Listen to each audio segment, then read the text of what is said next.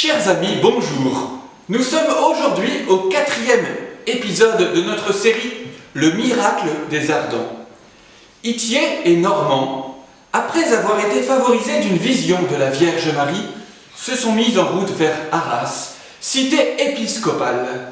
Aujourd'hui, en ce samedi 27 mai 1105, Ithier et Normand vont rencontrer Lambert de Guines, évêque d'Arras. Nous allons assister à leur rencontre.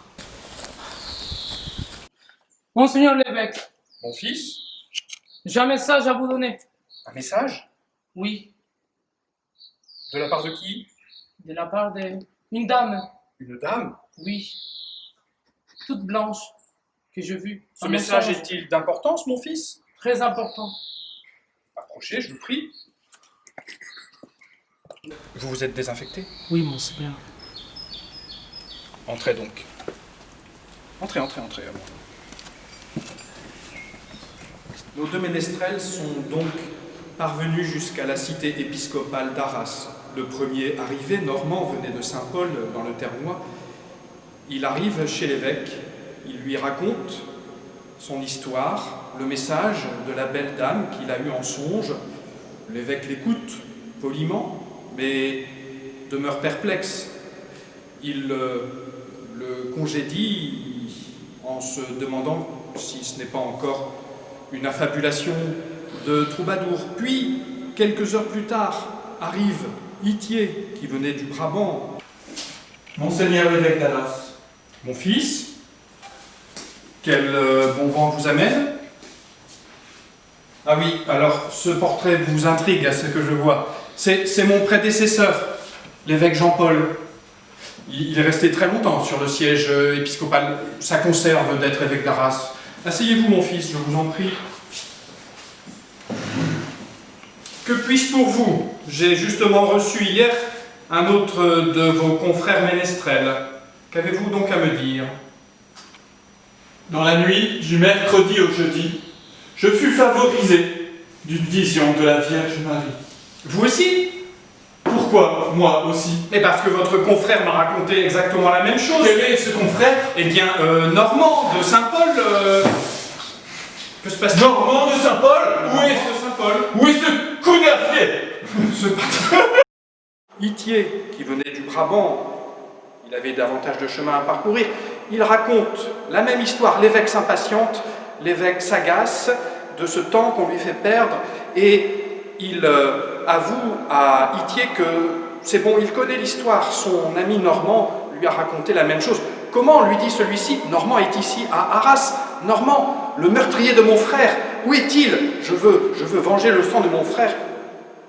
L'évêque, à ce moment, s'aperçoit que la haine qui oppose les deux hommes lui fait comprendre qu'ils n'ont pas pu se mettre d'accord, ils n'ont pas pu s'entendre sur cette histoire, la même qu'ils ont racontée chacun à tour de rôle, à quelques heures d'intervalle.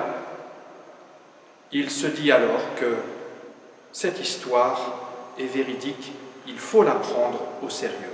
Chers amis, comme dans chaque épisode, nous allons nous mettre à l'écoute de la parole de Dieu. De l'Évangile selon saint Jean, au chapitre 20. Le soir venu, en ce premier jour de la semaine, alors que les portes du lieu où se trouvaient les disciples étaient verrouillées par crainte des Juifs, Jésus vint, et il était là au milieu d'eux. Il leur dit : « La paix soit avec vous. » Après cette parole, il leur montra ses mains et son côté. Les disciples furent remplis de joie en voyant le Seigneur. Jésus leur dit de nouveau : « La paix soit avec vous. De même que le Père m'a envoyé, moi aussi je vous envoie. » Ayant ainsi parlé, il souffla sur eux et il leur dit : « Recevez l'Esprit Saint. À qui vous remettrez ses péchés, ils seront remis. À qui vous maintiendrez ses péchés, ils seront maintenus. » La particularité de l'apparition de la Vierge à Arras est qu'elle a été réalisée en présence de l'évêque. Ce même évêque qui, ayant reçu tour à tour chacun des deux ménestrels, a eu cette intuition que la visite de Marie ne pouvait se réaliser sans qu'ils se réconcilient, que si elle leur était apparue à chacun avec le même message, alors qu'une haine mortelle les opposait, c'est parce que dans le dessein de Dieu, il fallait que les cœurs se réconcilient pour que les corps des malades puissent eux aussi recevoir la guérison. Dans le passage de l'Évangile que nous venons d'entendre, nous voyons Jésus le soir même du jour de sa résurrection. Jésus qui, par le sacrifice de sa vie sur la croix, a remis les péchés du monde entier. Jésus qui, dans la puissance de sa résurrection, va envoyer ses apôtres annoncer la miséricorde.